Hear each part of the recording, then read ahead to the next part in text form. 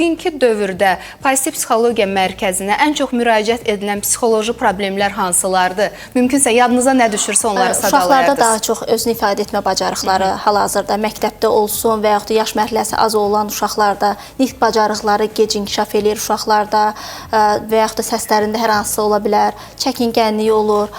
Uşaqların inkişaf mərhələlərinin təəssüflər olsun ki, düzgün şəkildə dəyərləndirə bilmirik bəzən.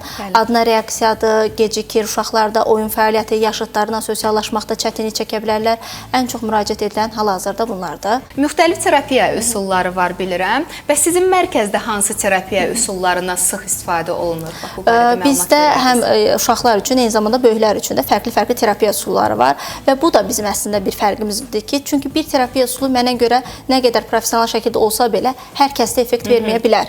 Ona görə də fərqli terapiya üsullarından istifadə edirik ki, uşaqlarda ABA, floor time, sensor, duyu bütünləmə fərqli metodikada yanaşırıq biz, nerv feedback aparatımız var. Eyni zamanda böyüklər üçün də fərqli terapiya üsulları.